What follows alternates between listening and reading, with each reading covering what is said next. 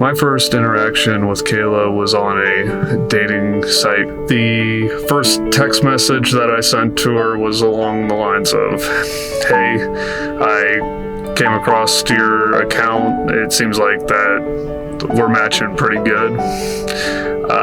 Would you be interested to have a couple conversations and see where this thing goes?" And she said something along the lines of, "No, you're a perv. What the hell's going on here?"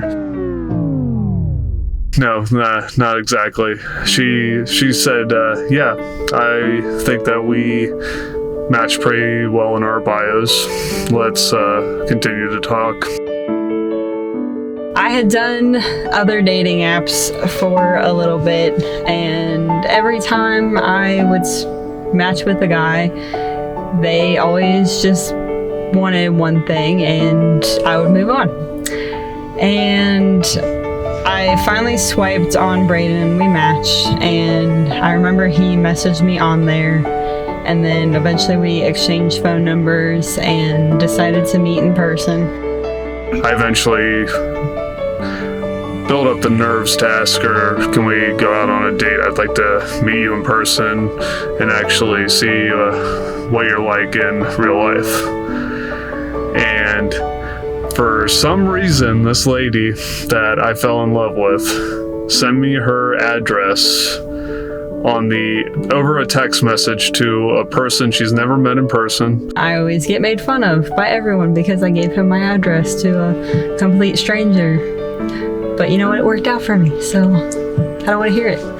I would never do that in my life, but she had the passion and wanted to meet me, and she was never going to be allowed to go on a date if her mother didn't see me and talk to me and make sure that I wasn't some sort of weirdo.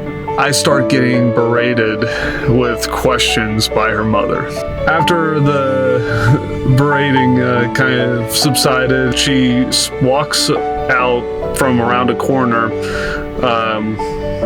and the first thing I see is this very timid smile coming off of her face.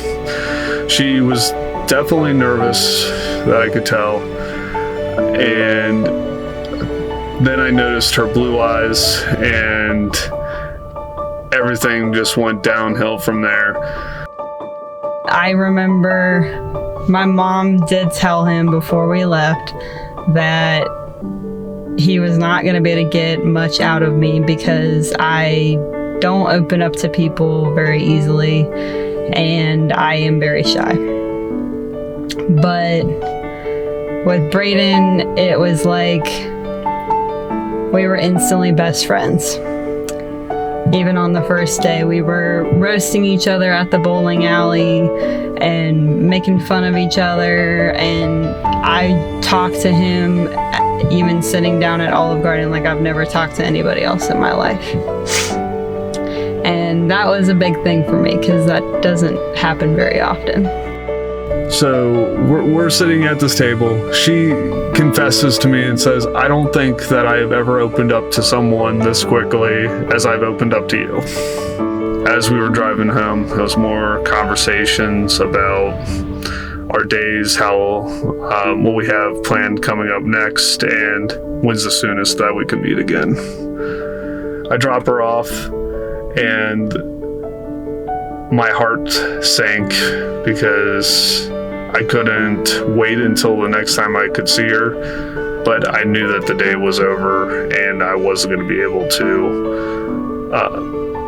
speak to her for at least another week, like in person. She is definitely better than I ever deserve.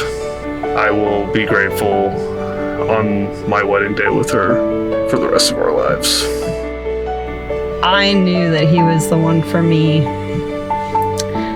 when some personal stuff went down, and he stuck by my side through all of it, when a lot of people probably would have just walked away, and he stood by me and made sure that I was taken care of and that I was okay. And that's when I knew that he would always be there and that he was the one for me. I cannot wait to marry Bradin and spend the rest of my life with him. I know we are going to have an amazing life together.